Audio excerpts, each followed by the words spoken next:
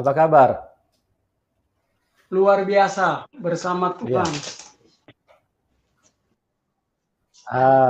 Haleluya. Puji Tuhan, haleluya. Oke, teman-teman, karena kita sudah agak terlambat dari jadwal yang ditetapkan, jadi saya tidak perlu terlalu panjang ya di dalam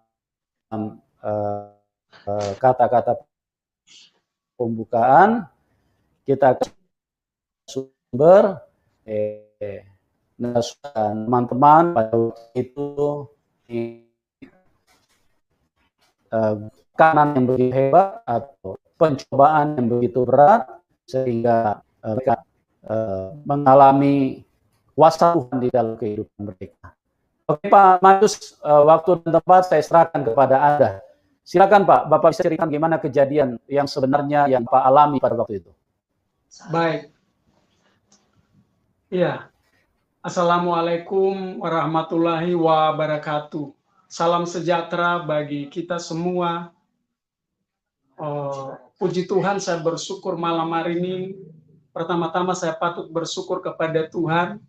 Kedua, kesempatan bersama tim Pak Yusuf yang hari ini memberikan kesempatan buat menyaksikan itu adalah kebanggaan bagi saya bahwa ini adalah satu momen yang luar biasa. Karena itu saya patut bersyukur. Iya, kami ada 9 bersaudara dan saya adalah anak yang kelima.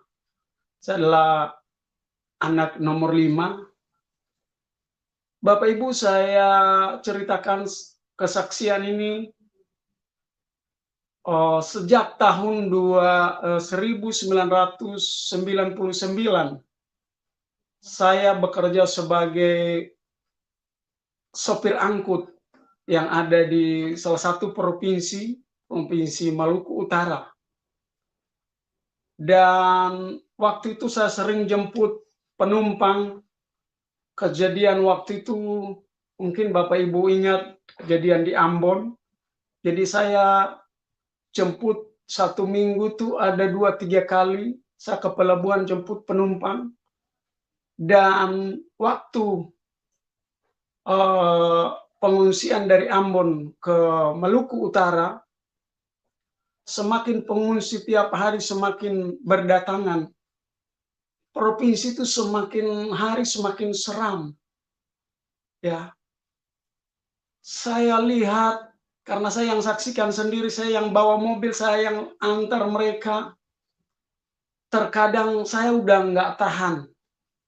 Karena waktu itu saya ngantar penumpang itu ada yang ngomong begini, di sini kalau ada acan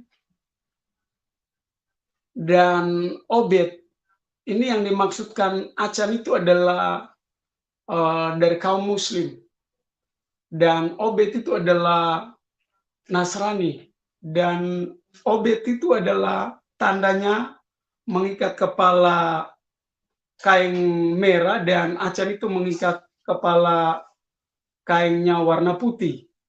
Ini sebagai tanda supaya waktu ada serangan itu bisa ketahuan. Jadi saya semakin hari menjemput penumpang itu semakin ketakutan. Ya, satu kali saat teman saya dari Muslim mengajak dia bahwa kita panggil orang-orang Nasrani. Jadi ini menjaga masjid dan gereja. Jadi waktu teman saya itu panggil saya, cuma saya katakan, ya kamu aja lah. Jadi ada beberapa orang dipanggil, mereka jaga masjid. Dan dari Muslim jaga gereja. Bapak Ibu, tiba-tiba teman saya ini menjaga masjid. Kejadian itu kok ada yang bom baru diberitahu bahwa orang Nasrani yang jaga itu yang membom. Lalu teman saya katakan sampai sumpah bahwa kasihan, apalagi Maluku Utara, Provinsi Maluku Utara itu adalah penduduk mayoritas Muslim. Bagaimana mungkin mereka melakukan?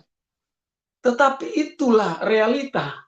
Dan mereka ini diancam bahwa akan dibunuh. Dan saya katakan bahwa ya saya topan dalam doa. Ya, ini secara logika nggak masuk akal. Dan mereka yang menjaga gereja itu karena di posisi waktu itu udah mulai ketakutan. Ya, dan saya katakan bahwa berdoa saja pasti ada jalan keluar. Terus berjalan waktu, setiap minggu kapal datang, saya jemput lagi penumpang. Ada yang udah berteriak di mobil, Allahu Akbar, Allahu Akbar, bunuh, bunuh Obed, bunuh Obed. Dan saya salah satu adalah Obed yang sering jemput. Karena menyangkut kehidupan, ya saya tidak mau. Sekalipun saya ketakutan, karena waktu itu saya ingat istri saya udah suruh pulang kampung, karena saya udah lihat kondisinya tidak memungkinkan. Saya udah suruh pulang dan baru melahirkan, sehingga saya harus bekerja keras untuk membeli anak saya punya susu, punya makanan, dan sebagainya. Jadi sekalipun saya punya nyawa terancam, tapi namanya sebagai orang tua, nggak mungkin melihat anak kelaparan. Dan terus berjalan. Ya, beberapa minggu kemudian ada terjadi di bagian Halmahera yang terjadi ini antara tetap Acan dan Obed, dan mereka mengungsi ke provinsi naik feri. Itu penumpang itu dengan ribu udah menangis. Ya, waktu itu saya jemput, lalu tiba-tiba penumpangnya itu turun, seorang mualaf dari Kristen masuk Muslim, ya udah lama. Tiba-tiba nyampe di pelabuhan feri, saya lihat ada orang begitu banyak berteriak Allahu Akbar, dan mereka potong lehernya seorang mualaf itu. Wah, darahnya begitu banyak, dan saya mulai ketakutan karena saya adalah Obed, ya. Dan mereka berteriak Allahu Akbar. Dan penumpang yang udah ada di dalam mobil saya itu, mereka turun. Saya cuma tinggal diam, saya bilang, Tuhan lindungi saya. Waktu itu saya terus-menerus, saya cuma nyanyikan pujian, Tuhan tolong saya. Saya cuma nyanyikan pujian dalam hati. Ya, waktu Tuhan tolong saya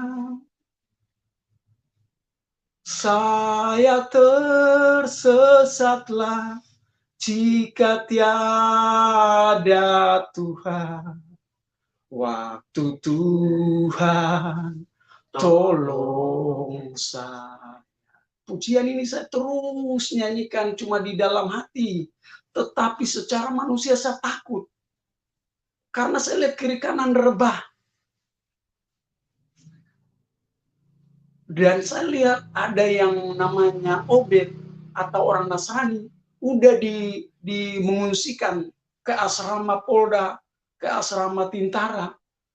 Itu dibayar. Saya nggak punya duit, saya bayar. Jadi saya cuma berdoa, waktu Tuhan tolong saya terus menerus. Lalu saya mulai ketakutan. Akhirnya saya pulang ke rumah. Besok saya jemput lagi kapal yang dari Ambon. Mereka turun dari kapal, ada satu bos saya punya toko dekat pelabuhan. Wah, saya lihat asapnya udah begitu kencang. Ternyata Mereka udah bakar, bos, saya punya ini. Dan bos ini udah mengungsi ke Sulawesi Utara, udah dikawal oleh aparat. Dan termasuk keponakan saya tanya, oh mereka udah mengungsi. Lalu saya lihat ini banyak orang Kristen itu udah semua mengungsi ke asrama, ya. Tapi saya ini nggak mungkin saya mengungsi karena anak saya, istri udah pulang. Wah, saya pikir ini semua kejadian ini udah dikuasai oleh Acan, oleh kaum Muslim. Dan waktu itu saya coba keluar dari pelabuhan di salah satu stasiun. Ya, di situ dijaga salah satu pasukan yang namanya pasukan kuning. Pasukan kuning ini adalah mereka netral, tidak memihak baik dari Acan, baik dari Obed. Mereka tidak memihak. Itu yang disebut pasukan sultan. Mereka memakai kuning.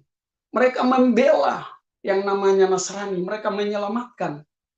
Karena mereka adalah satu suku dengan kami dari keturunan. Ada berapa keturunan, ya saya nggak terlalu mengerti, ada 7 keturunan mungkin, tapi ada hubungan suku, sehingga mereka menyelamatkan. Nah, yang terjadi ini adalah suku-suku dari luar. Ya, bahkan jihad begitu banyak. Ya, saya lihat begitu mereka pertahankan untuk menyerang kaum jihad. Mereka membela orang Nasrani, menyelamatkan. Saya lihat orang-orang Cina, ada salah satu orang Cina mereka potong di depan toko itu. Waduh, saya menangis. Saya bilang, Tuhan ampun, saya terus nyanyikan pujian itu. Waktu Tuhan tolong saya terus menerus di dalam hati, tapi dalam ketakutan. Waktu itu saya besoknya saya jemput lagi ke Pelabuhan Feri. Dan yang dari Halmahera itu mengungsi lagi. Ya, saya antar waktu mereka naik, karena memang banyak mereka. Jadi ditampung salah satu, bukan salah satu rumah, ada beberapa rumah yang kosong mereka tampung di situ. Lalu saya ada beberapa mobil, kami antar ke situ. Saya lihat waktu turun ada orang begitu kerumun. Saya tanyain ada apa? Oh, mereka udah bunuh mualaf satu lagi. Waduh, darah begitu terpancar kiri kanan. Saya tanya, istrinya itu orang Jawa. Saya bilang, Mbak, kenapa? Suami saya udah dibunuh oleh jihad. Wah, saya langsung naik mobil start, saya langsung pulang ke rumah. Saya pulang ke rumah karena di kos-kosan saya itu semua udah semua pakai putih semua. Udah pakai, kepalanya udah ika putih. Saya nggak bisa lewat. Lalu mereka udah pukul tiang listrik itu, berteriak Allahu Akbar, Allahu Akbar. Waduh, saya cuma katakan, Tuhan tolong saya. Saya mau ambil pakaian dan sebagainya, bagaimana saya mau pulang? Ya, lalu saya keluar dulu, saya tunggu sampai itu di lorong itu bisa redam sedikit, baru saya balik. Dan akhirnya saya udah mendekati sore, saya balik, saya ambil semua pakaian-pakaian saya itu, saya cepat-cepat, karena mereka di jalan itu dengan samurai yang panjang, bahkan dengan basoka, dengan panah-panah wayar itu udah siap. Mereka baru teriak, bunuh Obed, serang Obed. Itu minta ampun, saya itu memang saya rasa kincing waktu itu, karena lihat itu, saya bilang, Tuhan, apakah saya masih bisa selamat? Saya cuma berdoa, Tuhan. Saya berdoa terus, nyanyikan pujian dalam hati. Waktu Tuhan tolong saya terus nyanyikan. Dan saya tahu bahwa Tuhan berserta. Waktu saya berjalan, itu menuju ke kapal yang waktu saya pulang, itu saya lihat di kiri kanan itu udah ada yang putus leher. Dan saya bilang, Tuhan, jangan sampai mereka menanyakan saya Obed atau Acan. Nah, kalau ditanya Obed atau Acan, kalau kita betul-betul kita Acan, kita mesti tahu dong, mereka suruh hafal yang namanya 2 kalimat syahadat. Dan saya memang Yang namanya 2 kali mana saya tahu. Saya cuma doakan Tuhan lindungi saya. Sampai saya naik ke kapal, itu roh berbicara, kamu tidur. Lalu cuma saya penumpang yang obetnya sendiri. Dan saya lewati kampung semua mayoritas adalah muslim. Waduh, saya cuma berdoa, Tuhan apakah saya masih bisa selamat? Roh Kudus cuma ngomong, enggak perlu takut. Aku bersamamu. Waktu saya cuma menangis, waktu Tuhan tolong. Terus kapal itu berjalan malam, jam 8 malam. Ya, dari beberapa kampung, ada 10 kampung yang diturunkan penumpang. Tapi di atas kapal itu mereka udah berteriak, wah, Allahu Akbar, Allahu Akbar. Bunuh Obed. Dan salah satu Obed adalah saya ada di dalam kapal. Waktu itu mereka udah turunkan penumpang. Hanya satu saya yang Obed. Waktu mereka turunkan dan mereka tanya, ini penumpang kemana? Oh ini lanjutan. Tapi mereka nggak, itu ABK udah tahu. Tapi mereka nggak kasih tahu bahwa saya ini penumpang adalah kampung Nasrani. Mereka tahu. Karena mereka tahu penumpang ini satu-satunya saya itu adalah penumpang orang Nasrani. Tetapi orang ini mungkin Tuhan udah lindungi. Ya, Tuhan udah lindungi sehingga mereka tidak buat apa-apa saya, sehingga saya tiba malamnya di kampung. Puji Tuhan dengan selamat, saya sujud, Tuhan terima kasih. Thank you Jesus. Thank you Father. Karena saya bersyukur bahwa saya tiba dengan selamat, itu adalah anugerah yang saya lewati. Saya tiba, terus orang berteriak, wah Maju sudah pulang, istri saya langsung pelukan, bapak saya, ibu saya. Semua orang berpikir kamu memang punya iman yang begitu luar biasa. Saya bilang bukan saya, tapi Tuhan bersama dengan saya. Ya. Lalu semua mereka doakan saya. Lalu mereka tanya, gimana kabar? Saya bilang, udah dibawa, terjadi mayat begitu banyak. Ya, banyak orang udah mengungsi. Ya. Dan waktu itu karena memang udah memasuki bulan Desember, lalu saya tanya, terus kita di sini gimana? Oh, udah isu-isu tetangga-tetangga yang kampung Nasrani itu udah diserang. Tinggal kita satu-satunya. Lalu satu minggu kemudian, ya ada tetangga kampung datang beritahu bahwa ada beberapa malam ini kampung kalian itu diserang, tapi sepertinya mereka tidak bisa masuk. Karena waktu itu ada orang tua-tua itu mereka pakai namanya ilmu-ilmu, ya mantra-mantra lah. Karena setiap saya lihat hari Minggu mereka pergi ke kubur minta air dari orang mati. Dan mereka, saya lihat mereka menyembah itu ada ayam dan ada nasi kuning yang mereka, dan ada golok yang mereka sujud menyembah. Lalu setelah selesai mereka menyembah, saya kasih tahu kepada orang tua. Saya bilang, Pak, Bu, mendingan bukankah lebih baik kita masuk ke gereja, lalu kita minta pertolongan Tuhan. Karena waktu di sekolah minggu saya sering baca namanya Daud. Daud begitu perang, dia menang karena dia mengandalkan Tuhan. Tapi sepertinya mereka tidak mau hiraukan. Mereka katakan, kamu ini kan masih anak-anak. Ya sudahlah, mereka tidak mau ambil pusing dengan saya.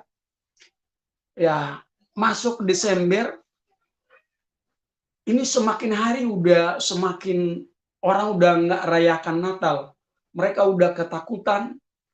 Lalu kakak sepupu saya ini kan dia adalah orang perakit bom. Dan dia buat bom itu seperti rudal. Ya, dan saya yang bantu. Ya, dan pelurunya itu adalah peluru pakai paku, pakai baterai, dan semuanya anti racun. Tetapi sebelum perang itu, karena dia adalah istri, adalah orang Muslim, jadi iparnya datang, mereka pakai mantra-mantra. Itu waktu itu saya ada, mereka nggak tahu pakai gimana sehingga dia mati, bukan karena apa. Kok tiba-tiba saya tanya, Kak, kenapa? Tiba-tiba bom yang udah disiapkan di karung, dia kasih keluar, Dia cungkelnya itu, yang sumbunya itu saya bilang jangan, itu kan udah dipasang. Wah, tapi Roh Kudus kasih tahu kamu harus mundur. Saya mundur. Akhirnya beberapa menit kemudian bom itu meledak dan kakak sepupu saya itu ini tubuhnya keping-keping. Waduh, untung beruntung anak dia yang bonso itu lagi tidur tapi dikasih jarak sekitar ya 5-6 meter. Jadi saya lihat dia adalah selamat. Ya, waktu itu kalau saya tidak mundur, waduh, begini saya juga mati. Tapi puji Tuhan. Dan waktu itu kalau kakak saya itu tidak mati, mungkin kami ada peperangan yang begitu keras. Ya, kakak saya udah mati, saya udah begitu langsung down. Saya pikir kekuatan kami hanya ada di dia. Lalu saya dengar informasi orang tua-tua mulai panggil orang yang namanya pakai anti kabal. Wah, itu malah semakin saya marah. Saya bilang, wah, ini termasuk papa saya waktu itu. Papa saya udah almarhum. Nanti udah tiba di Sulawesi baru almarhum. Dan saya katakan bahwa jangan menyembah hal-hal yang demikian. Seharusnya kita harus mengandalkan Tuhan. Tapi orang tua-tua lebih mengandalkan yang namanya mantra-mantra, kekabalan dan sebagainya. Ya udah. Akhirnya saya berdoa, saya minta petunjuk, Tuhan, saya minta petunjuk. Apabila dalam peperangan kami kalah atau menang, tunjukkanlah buat hamba-Mu ini. Saya berdoa, saya ambil puasa 3 hari 3 malam saya berdoa. Lalu 2 hari atau beberapa hari kemudian, itu tandanya itu ikan cekalang waktu sore. Semua di pantai kami itu, semua ikan cekalang datang di pantai kami lalu mati semua. Jadi sepertinya mereka datang antar mayat. Lalu saya tanya, Tuhan maksudnya apa? Suara dia bilang, kalian itu nanti seperti ini, kematiannya seperti ini. Wah, itu saya langsung ngomong, kasih tahu sama orang tua masyarakat bahwa kita ini nggak perlu ini. Kita hanya berdoa kalau kasih karunia Tuhan. Karena saya udah diberitahu kita akan mati seperti ini. Ikan yang kalian makan itulah tandanya bahwa kita nanti mati seperti itu. Dan mereka mulai ketakutan. Mereka mulai menangis dan sebagainya. Terus menerus mereka menangis. Saya terus menguatkan, saya berdoa. Saya memimpin anak muda, saya bilang tidak perlu takut karena waktu itu ada satu tetangga kami yang mereka udah bakar kampung orang Nasrani dan kapal Hong Kong itu mereka ambil. Mereka ambil lalu dia janjikan dia datang bahwa beberapa hari kemudian saya akan bawa sembahku buat kalian, ya. Dan orang tua-tua karena memang posisi waktu kami waktu itu tidak ada jalan keluar, laut darat dikuasai oleh jihad. Kami sepertinya hidup di dalam genggaman, tidak ada kesempatan lagi. Mau berjalan kemana, beli BBM juga nggak bisa karena memang semua jihad dikuasai laut. Lalu memasuki hari Natal kami tidak rayakan. Masuknya Januari tanggal 5, ya, jam 9 pagi itu ada kapal di depan kampung kami, bukan kapal, perahu kecil, lagi hanyut. Jadi waktu itu semua saya coba cek ke kampung yang masyarakat, wah ini ada kampung yang ada perahu yang hanyut. Jadi saya pikir jangan-jangan ini jebakan. Ya, jangan-jangan ini jebakan. Mereka semua pada takut. Cuma saya memang karena terus-menerus saya punya iman begitu antusias dengan Tuhan. Dan Tuhan terus ngomong bahwa jangan takut. Saya panggil kakak saya yang nomor 3 dan papa saya. Saya bilang ikut saya kemana? Kita cek, ayo kita cek itu perahu itu apakah perahu hanyut atau ini strategi mereka. Wah, kita jalan dengan mesin sekitar 300 meter. Kami kelihatan ada yang badannya keluar sama kepala. Saya bilang mundur, putar balik. Putar balik. Ini adalah strategi. Sebelum sampai ke pantai saya udah kasih tahu masyarakat. bahwa standby kita diserang. Sebelum kami tiba di pantai, udah lihat jihad turun dari gunung. Mereka berteriak Allahu Akbar, Allahu Akbar, Allahu Akbar. Dan waktu itu, puji Tuhan, kami udah koordinasi sebetulnya anak-anak dan perempuan yang usia kami mengungsikan ke kebun. Ya, tapi nggak tahu gimana sehingga nggak jadi. Dan akhirnya kami kumpulkan di rumah-rumah yang kosong, kami tampungkan. Dan puji Tuhan waktu itu kalau kami taruh di hutan, mati semua. Lalu mereka turun arahnya sebelah gereja sama sekolah itu mereka udah bom, udah bakar dengan bensin. Mereka berteriak Allahu Akbar, Allahu Akbar. Udah dibakar gereja, udah dibom.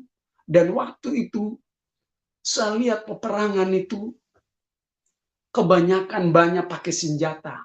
Ada jihad yang pakainya di luar putih, tapi di dalamnya pakai loreng. Jadi ada anggota yang ujung tombaknya di situ. Ya waktu itu kami kan jumlahnya sedikit. Waktu itu serangan itu, waduh, mungkin perkiraan sekitar 10 ribuan. Lalu kami tuh kalau di jumlah semua itu sekitar 2 ribuan. Dan jumlah perang itu mungkin tidak sampai 1000. Ya, mungkin 800-an. Kami menghadap dengan jihad begitu banyak serangan laut darat. Waktu saya lihat itu papa tua saya, karena waktu ditembak sama basoka itu, dia punya muka ini udah penuh dengan darah, lalu dia coba ke air masing, dia coba cuci. Waduh, saya lihat itu, lalu kapal kapalnya dari laut itu dikasih maju, lalu mereka pakai peda, mereka potong kepalanya langsung tenggelam. Itu papa tua saya bilang, waduh, kita nggak bisa buat apa-apa. Ya, lalu saya panggil anak muda standby kita jaga, karena memang ada kampung besar dan kampung kecil. Ya, kampung kecil itu kita kumpul semua anak muda. Waktu itu orang tua-tua yang namanya pakai ilmu dan sebagainya, udah nggak ada roh ketakutan. Sampai minta maaf waktu itu saya sempat mengeluarkan makian, karena kenapa? Saya sebelum kerusuhan aja mereka udah tunjukkan, wah sedikit kalau mereka mabuk bahwa saya hebat, tapi ternyata waktu penyerangan mereka udah nggak ada, ketakutan. Cuma saya yang pimpin anak muda yang di sekitar situ, yang di kampung kami itu, di kampung kecil kan ada kampung besar. Saya yang pimpin. Waktu itu sebelum kerusuhan itu saya udah standby. Sepertinya Tuhan udah beri hikmat, saya pakai badan saya itu udah lapis dengan gardus ya sama gabus. Lalu di luar itu saya pakai karet. Karetnya itu ada baju penyelam. Ya, semacam itu, ada baju penyelam. Jadi waktu itu kami berhadapan dengan jihad itu jarak 10 meter, karena jihad waktu itu berkelompok. Mereka ada pasukannya, seperti ada panglima perang. Lalu dia panah itu, kami punya panah, waktu panah mereka itu kami punya panah, larinya ke atas, tapi mereka punya itu memang, karena mereka pakai Allahu Akbar, Allahu Akbar. Kami, ya saya nggak tahu teman-teman saya, tapi saya pakai dalam nama Yesus, karena waktu saya perang, saya pakai Alkitab kecil, saya taruh di ini, di bawah sini, di bawah puru ini, saya ikat pakai ini. Ya, jadi saya berdoa, Tuhan tolong. Bapak Ibu, panah-panah begitu banyak kena di badan saya, teman saya kira itu saya udah mati. Dan mereka panah, saya lihat, saya cuma main belok, saya punya muka sama ini, wajahnya nggak kenal. Lalu semakin hari semakin dekat itu jihad, karena memang kalau pakai peda kan mesti injang kaki baru kita potong. Saya lihat jihad semakin dekat.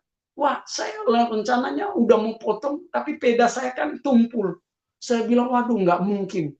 Lalu dia coba, karena memang jihad banyak dari kiri kanan. Dia legonya bom itu, dia buang bom ke depan kami. Saya bilang, mundur. Kita mundur, jaraknya sekitar 10 meter. Sekitar berapa detik? Ya, 5 detik baru saya suruh teman-teman maju. Maju karena saya tahu bom itu tidak meledak. Saya ambil bom, saya taruh di tas. Teman-teman saya pada kabur semua. Karena mereka takut, wah kita mati. Kenapa kamu taruh bom di tas? Saya bilang, bom ini kan udah nggak jadi. Saya udah cabut sumbunya. Udah copot sumbunya. Karena saya lebih tahu ini. Dan akhirnya saya lihat teman saya yang tadinya bahwa dia belajar ilmu kekebalan, udah kena di sini basoka dan di belakangnya hancur. Saya bilang udah nggak perlu banyak ngomong, antar aja udah, coba perlindungan, kasih mundur aja.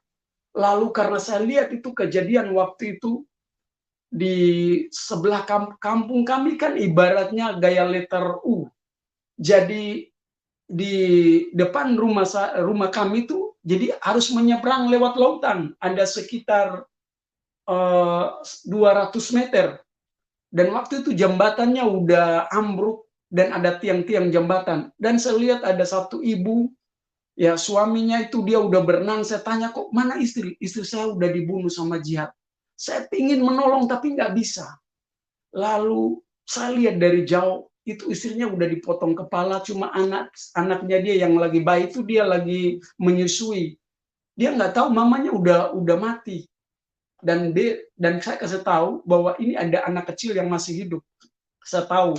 Dan terus mereka menyerang sirang pakai bensin di ujung kampung itu yang tinggal menyeberang ke rumah kami itu. Saya lihat banyak perempuan dan lansia sama anak kecil.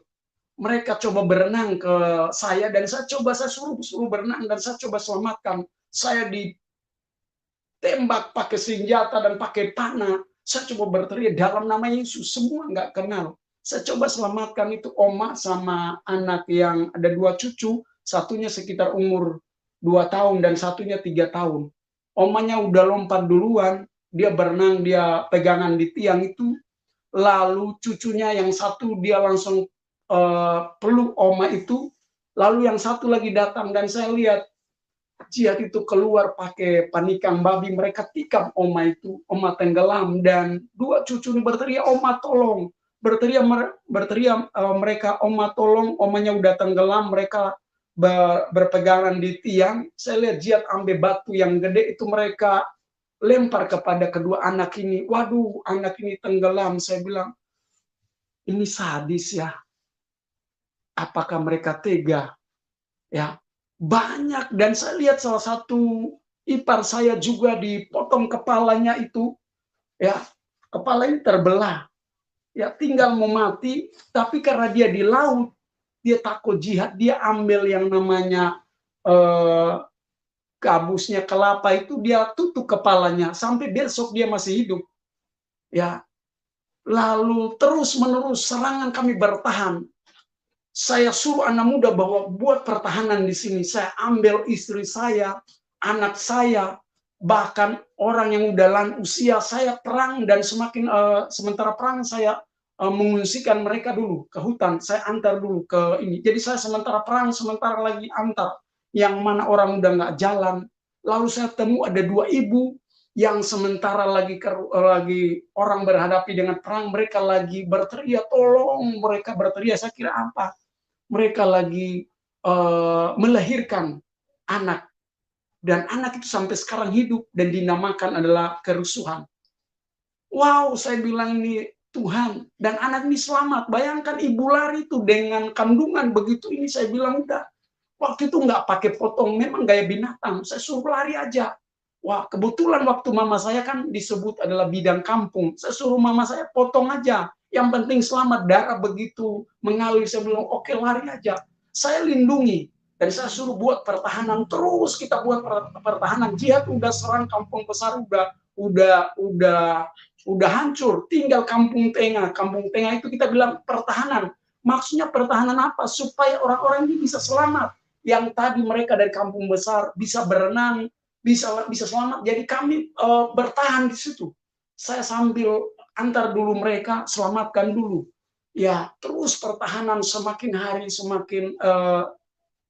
semakin berjalan sampai jam 5. Jam 5 itu saya lihat jihad itu udah mulai menguasai sampai ke ujung kampung dan kami udah di hutan. Kami lari dan saya lihat dari atas itu, wah ternyata begini caranya berjihad. Berjihad bukan saja ini, tapi mereka mengambil barang-barang yang berharga, mereka ambil. Bodi-bodi perahu yang masih bagus mereka ambil. Saya bilang, wah ini gayanya bukan begini caranya perang. Ya, Tapi memang kita nggak bisa buat apa-apa. Lari ke hutan. Lalu yang ada satu om punya anak cewek dipotong juga kepala. Darahnya begitu mengalir. Lalu kita lari karena anak ini terlalu berteriak sakit. Papanya suruh bunuh aja. Kita tanam hidup-hidup. Suruh tanam hidup. Saya bilang jangan om. Ini masih bisa selamatkan. Masih anugerah kalau Tuhan selamatkan. Dia bilang enggak. Daripada kita dikejar oleh jihad. Lebih baik kita tanam aja. Saya bilang jangan om. Jangan mendingan. Jadi akhirnya om itu nggak tanam sampai lari, dia mengungsi ke Halmahera. Jadi waktu itu lari ke hutan, saya ini biasa tidak tahu naik, tidak tahu manjat kelapa. Akhirnya jadi naik karena istri dengan anak saya kelaparan. Saya lihat, saya balik periksa makanan yang waktu kita masak itu, jihad udah potong semua itu. Lalu saya coba ambil pisang itu, karena waktu itu kami rebus pisang pakai kulit. Wah, sama ketupat. Itu mereka udah buang semua ke sumur. Saya bilang, waduh. Karena memang kami kelaparan. Saya balik, waktu itu udah jam 6 itu kita balik. Kita coba selamatkan makanan, karena di hutan tidak ada makanan. Wah, semua, tapi kita dapat di sumur itu ada beberapa yang kita selamatkan. Jadi saya bagi-bagi. Oke, saya bawa di utang, bawa kalian makan aja. Ya. Jadi waktu itu kami di hutan, itu namanya tidak mengenal kebunnya siapa. Kami sikat aja karena ini mengenai kelaparan. Dan kita tidak bisa masak pakai kayu bakar. Kalau pakai kayu bakar, asapnya keluar ketahuan. Karena tiap hari jihad datang. Besok paginya kami turun ke kampung, ya termasuk kakak saya dan beberapa orang kami turun, kami bawa golok waktu itu, ya saya punya golok memang tumpul, wah kalau foto orang itu mungkin enggak, tapi waktu itu kami turun, kami menghitung mayat-mayat, karena saya tahu mayat-mayat di mana yang paling banyak, kami angkat semua, itu mayat kami tampung di salah satu parigi, ya, atau sumur. Kami kumpulkan, kami hitung mayat itu ada sekitar 100 lebih, hampir 200, ya, dikumpul di situ. Dan waktu itu salah satu om kami, papa tua kami, saya pikir orang semua udah lari, ternyata dia di atas loteng, karena rumahnya itu plafonnya itu hanya papan, dia terbakar. Ini om nggak lari, dan kakinya dia itu sebelahnya udah hangus. Sama papa tua saya, itu badannya udah hangus. Sehingga waktu kami mengungsikan ke ini, ya 2 hari mereka langsung mati. Dan om dari papa saya, papa tua dari papa saya itu kena panah-panah di belakang. Waktu itu kami cabut panahnya, besoknya dia langsung meninggal. Saya bilang, udah, nggak masalah kalau meninggal dalam peperangan. Ya. Dan mayat begitu banyak kami angkat. Lalu kami udah di hutan, setiap bunyi kapal, bunyi mesin, itu semua udah ketakutan. Udah semua lari ke hutan semua. Jadi kami tidak bisa buat tenda. Ya, kami tidak bisa buat tenda, dan udah nggak tahu mana ini anak masih hidup. Lalu ada yang kesasar, mana saya punya istri, mana saya punya anak, mana saya punya papa. Memang karena selamatkan diri aja susah. Ya, jadi dari di hutan itu udah ada yang menangis, mana ibu saya, mana anak saya, mana papa saya. Saya bilang, wah om saya itu dia menangis, mana istri saya, mana anak saya. Ternyata saya cek itu mayat itu, saya bilang om nggak usah nangis. Saya lihat om punya istri udah dibunuh lehernya sama anak, udah dibunuh, dan ada salah satu bapak dia punya keluarganya dibunuh semua habis. Saya bilang om, pasti Tuhan ganti. Dan ada beberapa anak itu dibawa lari jihad, karena saya lihat waktu itu udah sore mereka dibawa, ya masih anak-anak, ya saya nggak tahu mungkin sekarang udah dikasih pulang atau belum, ya dibawa. Itu ada, kalau nggak salah ada berapa anak yang dibawa, ya. Lalu kami terus ada di hutan, ya tiap hari anak saya yang 5 bulan berteriak mengenai makanan susu. Saya bilang, waduh Tuhan tolong. tiap hari kami hanya makan namanya pisang manta sama ubi manta dan kelapa. Nggak bisa kita masak pakai api.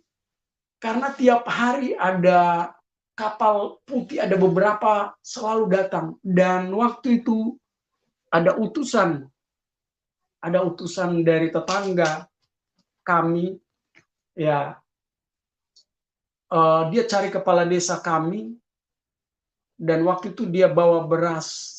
Kalau tidak salah ada beberapa sak, dan dia tanya, di mana kalian punya kepala desa? Saya bilang, wah, kita ini udah nggak tahu mereka ada di mana.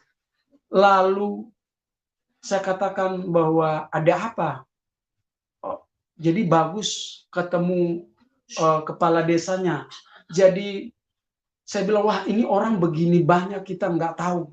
Tapi saya bilang, oke, kalau ada ini sesuatu, ya nanti saya tolong sampaikan. Dia bilang, oke, besok saya balik lagi, tolong kasih tahu, saya mau ingin ketemu. Jadi waktu itu saya coba cari orang dengan ribu, saya ketemu, lalu saya beritahu kepala desa bahwa ada utusan dari kampung ingin ketemu. Tapi sebelum ingin ketemu, ada sebagian orang udah tanam bendera putih.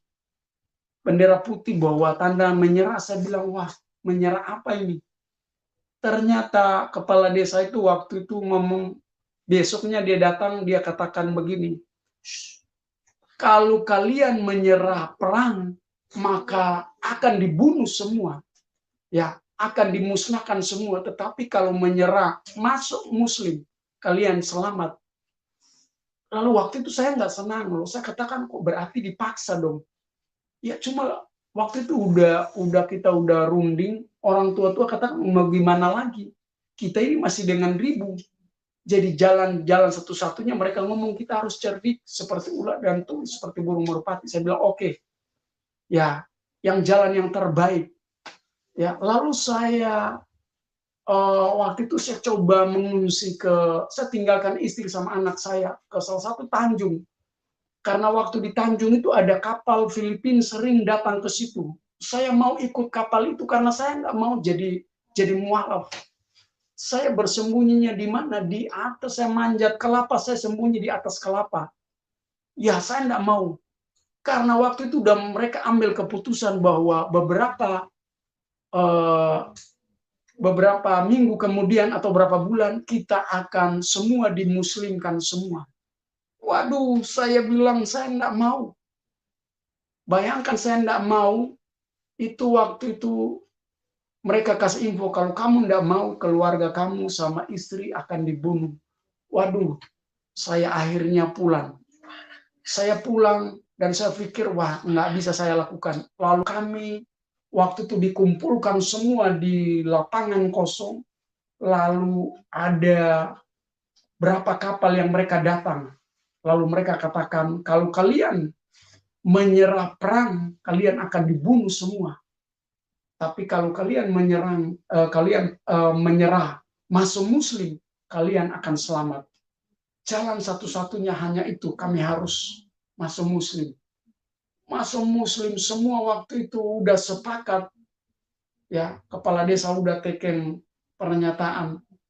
Ya, beberapa hari kemudian siap-siap kita akan dimandikan, disuruh baca 2 kalimat syahadat. Saya ingat waktu itu, karena setiap keluarga dikumpul, ya saya dengan istri, anak saya masih kecil, disuruh baca 2 kalimat syahadat, ada imam dan ustadz yang akan menuntun.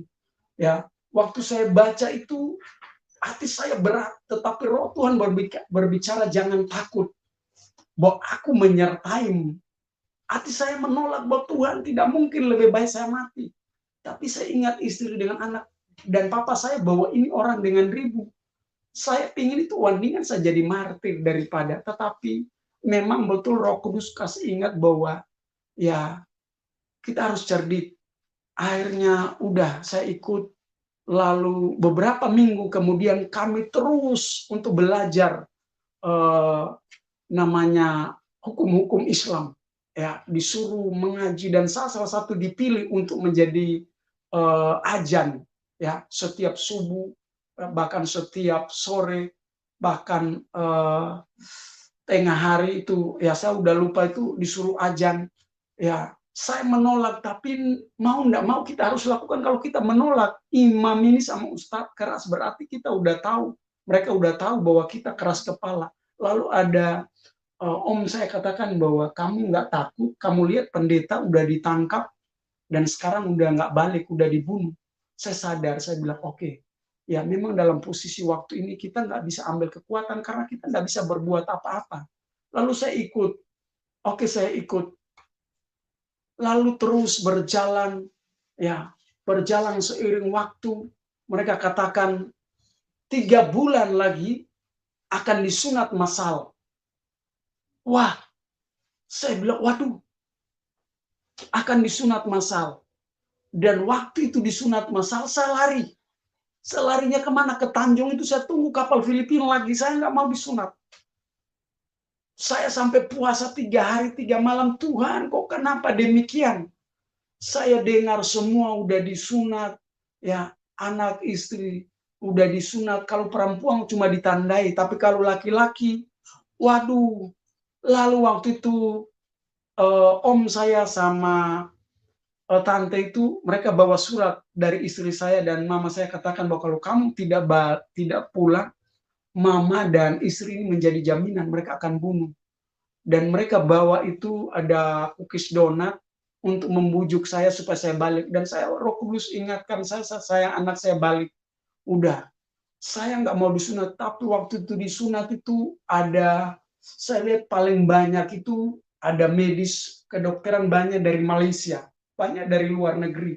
Ya, dan mereka buat, sorry minta maaf, mereka melakukan yang namanya sunat itu mereka main-main. Jadi ada yang buat sepertinya ada gaya mobil mereka buat variasi. Waduh, ada sampai satu bapak itu diangkat pakai kursi, infeksinya ke pendarahannya, waduh minta ampun. Dan mereka datang membawa sapi untuk membuat salah satu korban.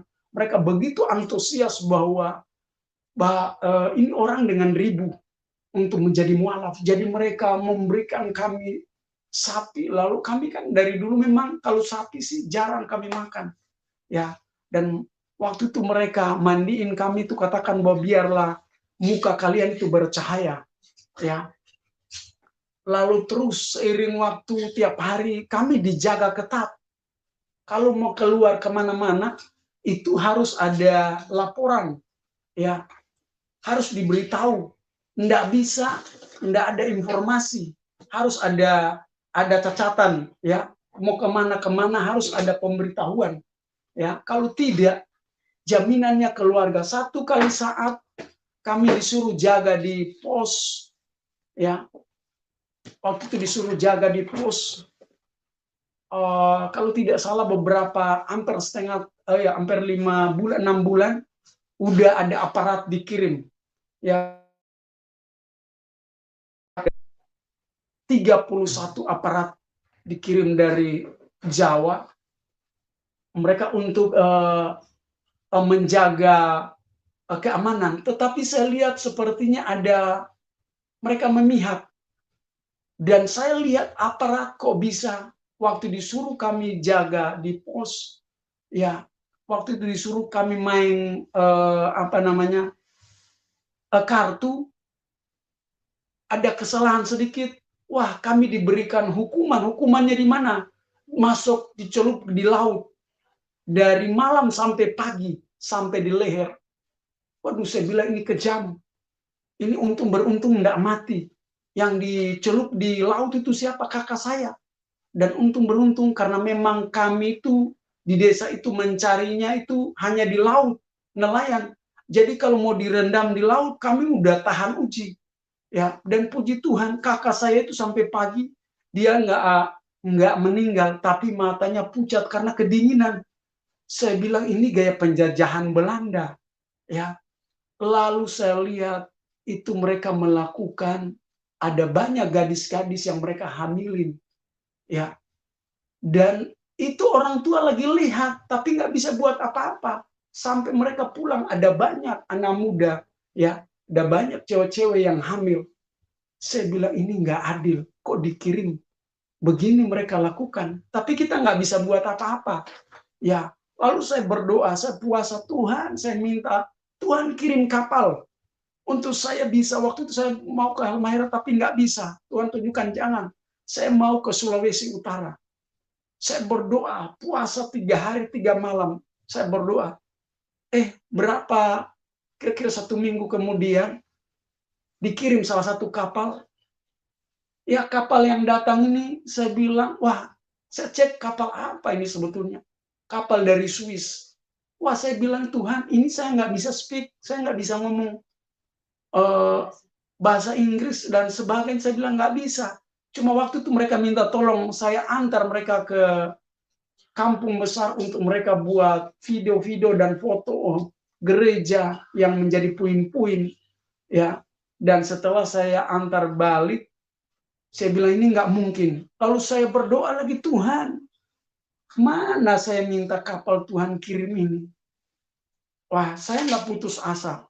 Karena kebutuhan masalah makanan, saya dengan ipar saya harus berangkat di kampung dia dekat kabupaten. Kami bekerja dan mengambil makanan pisang dan sebagainya. Dan sekaligus kami kerja kelapa buat kopra.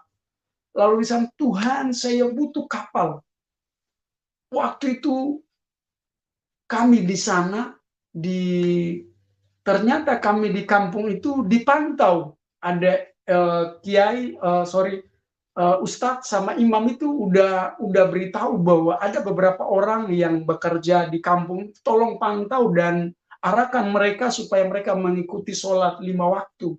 Waktu itu kami sholat, lalu yang kami pelajari adalah surat hadis berbicara tentang mengenai jihad. Wah, saya bilang ini kesempatan buat saya. Berbicara tentang jihad, yang kami baca di situ, ternyata berjihad itu tidak membunuh. Kalau ada perlawanan baru dibunuh. Tapi kalau tidak diselamatkan. Bahkan di waktu imam baca itu, kalau orang berjihad, dia bunuh, dia harus dibunuh. Lalu waktu itu saya tanya, Pak Imam, Pak Ustadz, saya bisa bertanya, kok kenapa kalau sesuai dengan ayat ini, kenapa yang kami lihat realita, anak kami, istri kami, bahkan orang lansia tidak buat perlawanan, mereka bunuh. Wah, mereka katakan, itu jihad dari mana? Saya bilang, ya kenyataan memang jihad. Padahal ini Al-Quran menulis bahwa jihad itu bukanlah ketika orang tidak ada perlawanan, bukan dibunuh, diselamatkan. Tetapi sepertinya ya Imam nggak bisa jawab yang secara detail, tapi saya paham. Ya, lalu karena waktu itu dipelajari tentang surat Al-Fatihah. Ya, surat Al-Fatihah itu saya cuma nggak baca bahasa Arab, cuma penyebutan yang namanya Ihdinas Siratal Mustaqim. Di situ saya mulai paham karena saya baca yang terjemahan bahasa Indonesianya itu, dia berkata, tunjukkanlah jalan yang lurus buat kami. Saya tanya imam, Pak Ustadz, ini maksudnya tunjukkan jalan yang lurus, ini maksudnya apa? Mereka katakan, enggak, ini adalah surat-surat ini adalah sudah dipalsukan di yang Nabi Isa Al-Masih. Oh, begitu ya. Ya. Lalu saya bilang, oke, ya udah. Tapi kalau saya renungkan, artinya saya review kembali, kalau saya ingat dulu di Nasrani, surotol itu, kalau surat Al-Mustaqim itu, kalau saya buat perbandingan, saya lagi renungkan sendiri, saya nggak tanya imam lagi, Saya lagi renungkan kok bisa ya ayat ini bisa mirip, bisa connect dengan Injil Yohanes. Yohanes 14 ayat 6 itu berkata, "Akulah jalan kebenaran dan hidup, dan tidak seorang pun sampai kepada Bapa." Jadi saya pikir ini adalah satu-satunya jalan keselamatan di dalam Isa. Tapi karena waktu itu Ustadz dan imam itu katakan bahwa ini kamu tidak perlu baca. Ya udah. Lalu terus kami coba lakukan sholat yang namanya 5 waktu. Ya, tetapi hati kecil saya itu kok kenapa? Lalu saya bertanya lagi, Pak Imam, saya ini kan tidak puas. Tapi mereka saya lihat mukanya udah suram, tapi saya berdoa waktu itu, saya berdoa, Tuhan kalau saya betul-betul untuk mencari tahu kebenaran, kalau saya mati untuk menjadi martir, saya nggak takut. Bersama Yesus saya nggak takut. Lalu saya tanya lagi, Pak Imam, kok waktu berjihad ini kan saya pelajari nggak bisa ambil barang-barang yang namanya dalam peperangan. Saya lihat ada yang ambil kami punya kapal, kakak saya punya mesin itu jihad ambil, punya bodi. Apakah ini betul kalau mengikuti ayat jihad ini? Wah, mereka katakan bahwa jihad itu udah sesat. Ya, tapi udahlah. Karena itu terus-menerus menjadi ganjal buat saya punya hati. Saya lagi renungkan, apakah saya harus bertahan di Muslim? Kalau demikian, ya saya katakan bahwa ini tidak mungkin, sepertinya menolak hati saya.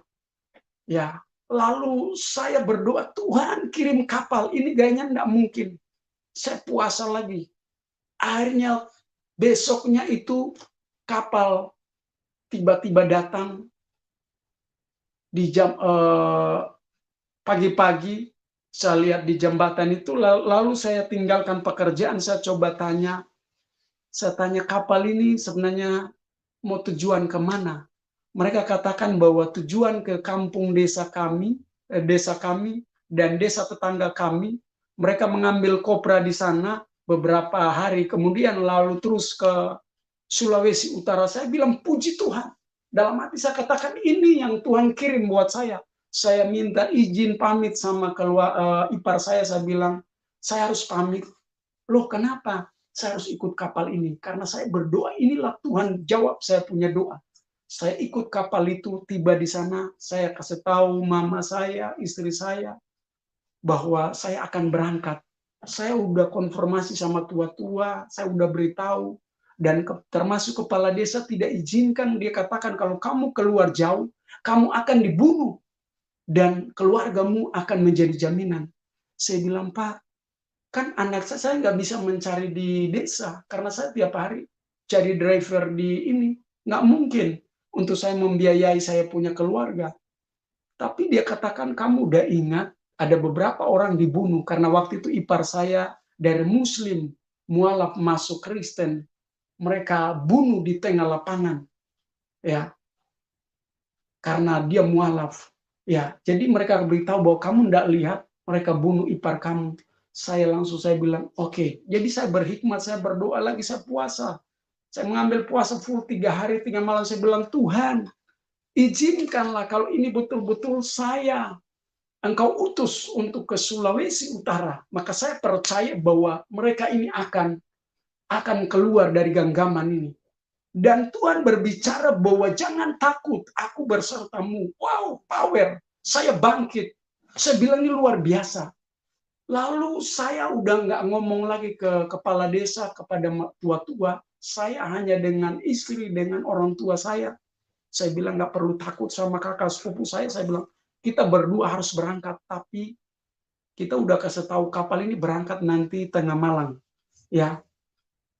Karena waktu itu sorry, bukan tengah malam, berangkatnya sore, ya. Jadi waktu itu berangkat, kami berdua udah naik duluan, udah sembunyi di bawah palka, jangan sampai ketahuan. Waktu itu sebelum berangkat itu saya sempat bawa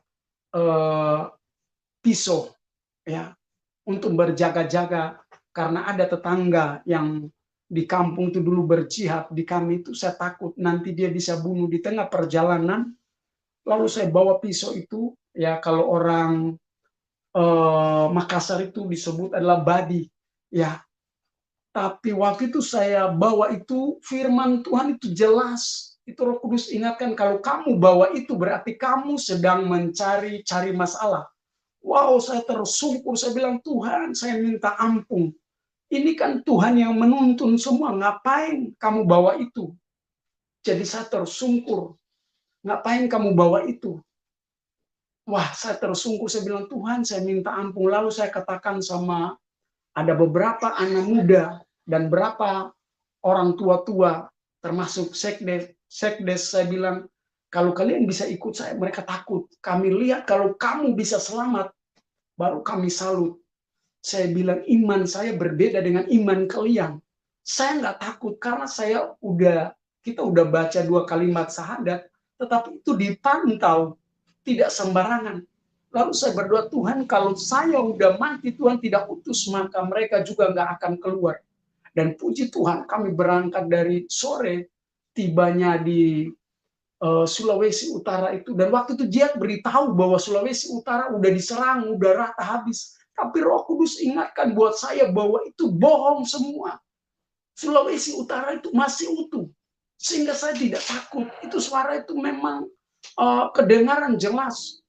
Waktu itu kami tiba sore, saya lihat adalah salib yang gede, saya tersungkur. Itu kakak sepupu saya nggak tahu lagi dia duduk di mana, di belakang saya, tersungkur dan saya menangis. Saya bilang, Tuhan, puji Tuhan. Mulai saya nyanyikan pujian dalam hati, waktu Tuhan tolong saya.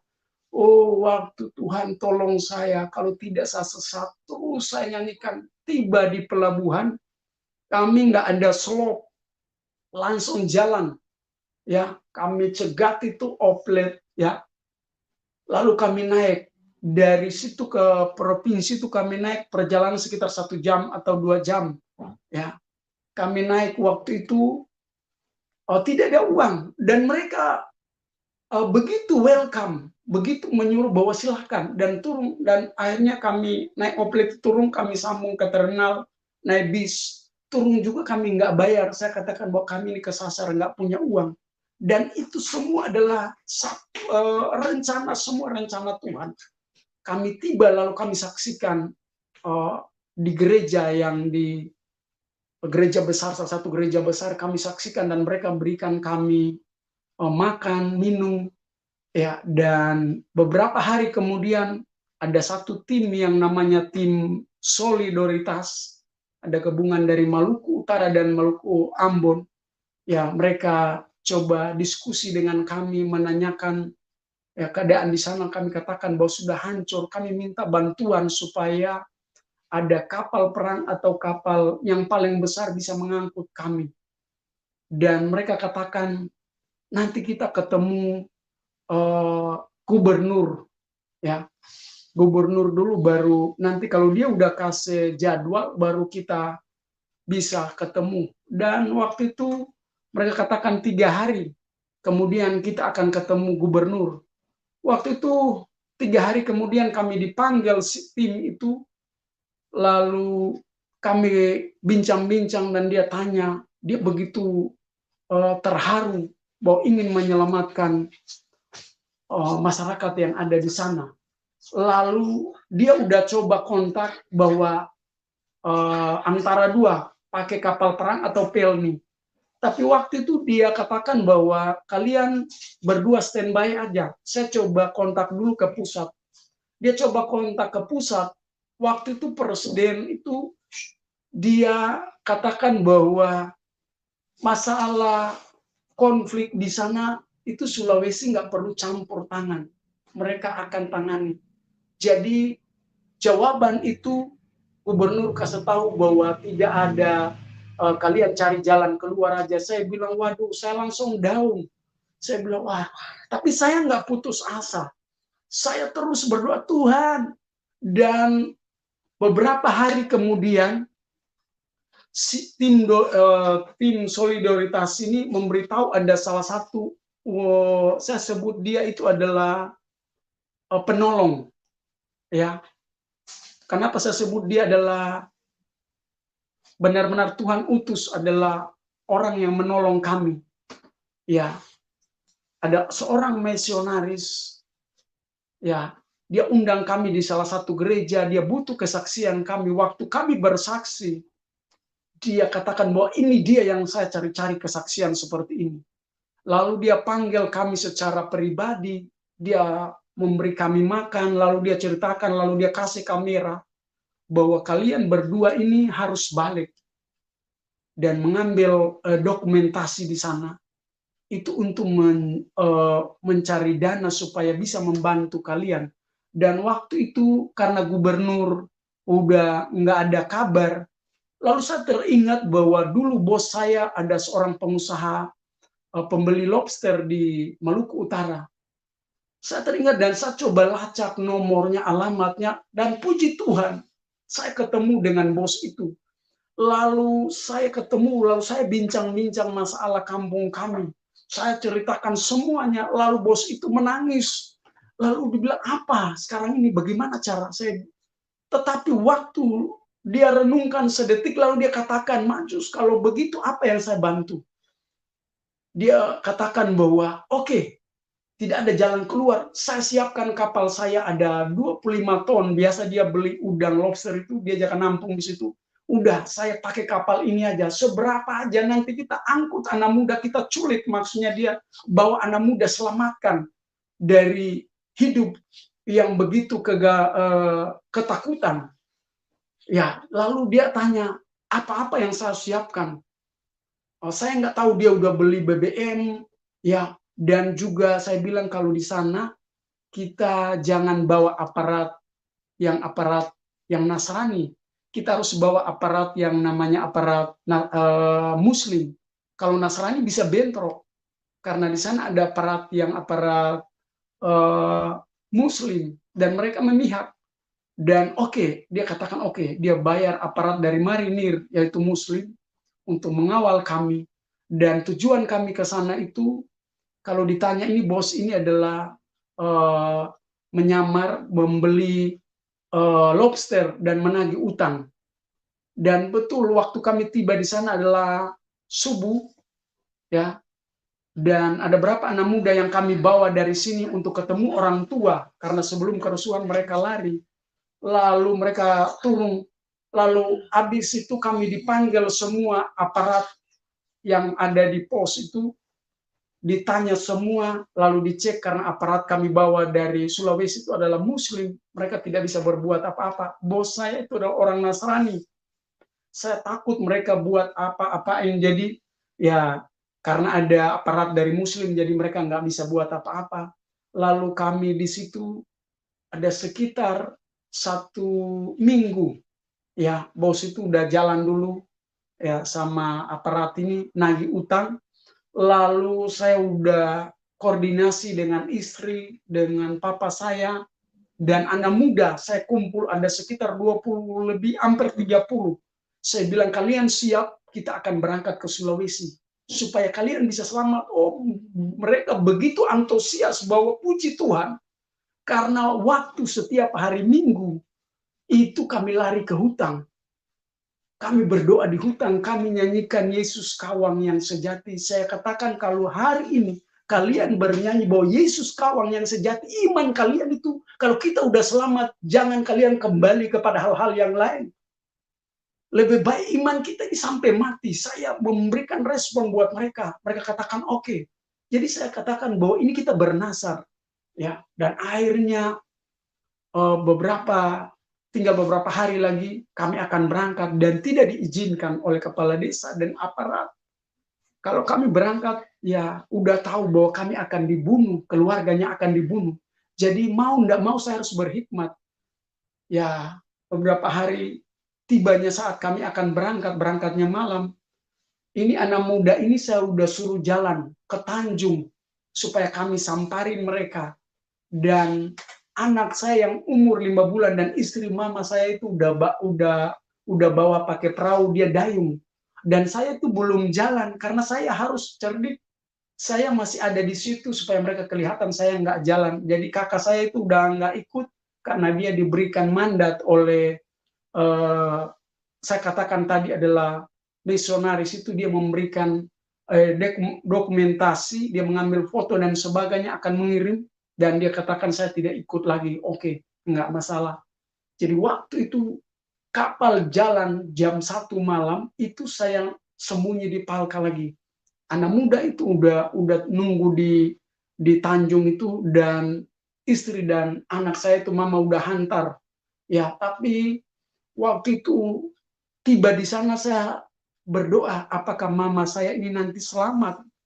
Soalnya diteror kalau istri anak saya, karena tiap hari dicatat, kalau kita sholat itu dihitung semua, kalau ada yang kurang, waduh.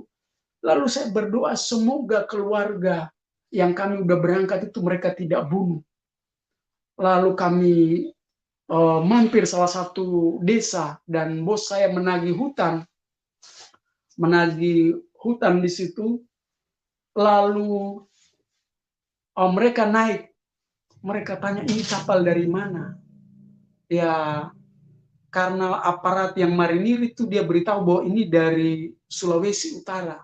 Wah, mereka pikirkan Sulawesi Utara berarti mayoritas adalah Nasrani.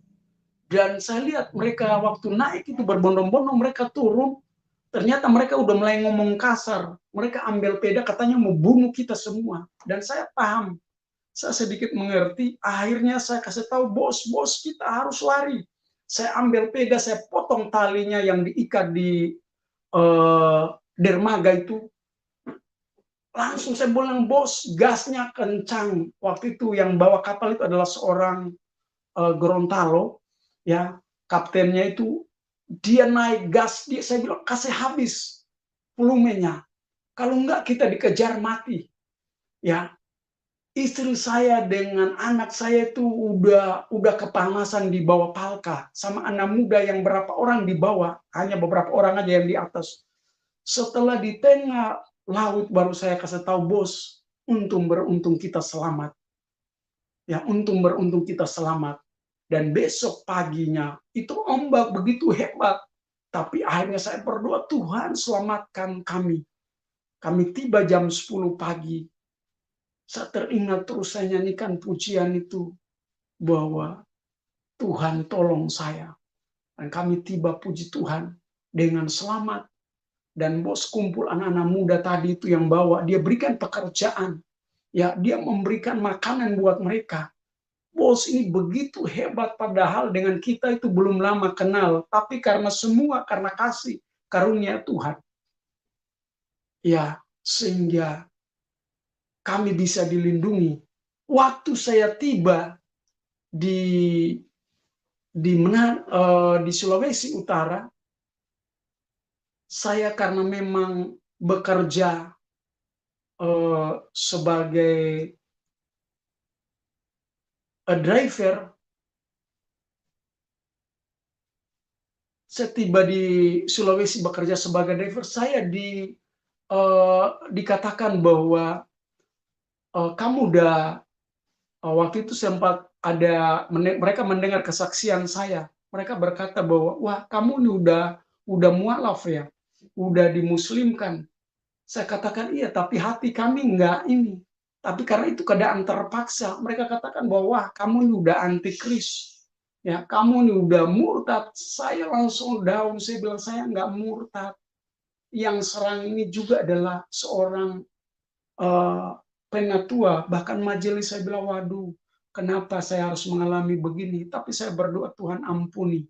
Dan akhirnya saya dipanggil yang seorang misionaris itu, dia katakan bahwa kamu tidak perlu takut. Dan dia terus membalut saya, dia membimbing saya. Dia katakan kalau memang betul-betul tidak ada jalan keluar, percayalah bahwa pasti Tuhan memberikan jalan keluar. Dia bilang, maju satu kali saat kalau keluarga di sana semua akan ke sini, saya udah siapkan lahan. Saya bilang, puji Tuhan, ini adalah salah satu rencana Tuhan yang begitu dahsyat, yang begitu luar biasa. Nah, mungkin ini saja yang saya dapat saksikan. Ya, Pak Yusuf, sekian dan terima kasih.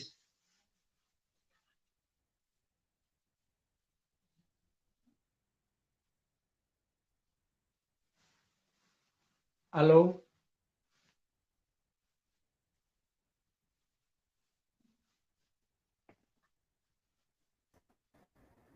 Halo. Ya, puji Tuhan. Terima kasih Pak Majus atas kesaksiannya yang luar biasa. Amin. Perjalanan yang begitu mengharukan. Oke, teman-teman, kita cukupkan sampai di sini dulu, karena waktu juga kita yang terbatas. Bagi Anda yang ingin mendukung narasumber, silakan di bawah layar deskripsi kami sudah cantumkan nomor rekening beliau. Dan sekali lagi doa kami buat Anda semua, terima kasih, Tuhan Yesus sumber kebaikan, melimpahi kita dengan anugerahnya. Dan juga terima kasih buat Pak Majus yang Terima sudah kasih. hadir untuk menceritakan pengalaman pahit yang pernah terjadi, tetapi kuasa Tuhan dan kasih Tuhan begitu luar biasa, sehingga Amin. Pak Majus sampai saat ini tambah menyala-nyala untuk menyatakan kasih Tuhan, memberitakan Injil, bukan untuk membalas, tapi untuk menyatakan kebenaran, ya, Tuhan yang benar, supaya kita semua menjadi sadar dan melihat betapa kelamnya kalau kehidupan itu hanya digerakkan oleh kelompok-kelompok orang yang mabuk agama, ya. Ini yang kita perlu menjadi catatan buat kita semua, supaya kita menjadi lebih bijaksana, lebih hidup lebih penuh toleransi dan damai di dalam kehidupan sebagai anak-anak bangsa. Oke, semuanya terima kasih. Tuhan Yesus memberkati kita semua, dan salam kemenangan buat kita semua. Amin.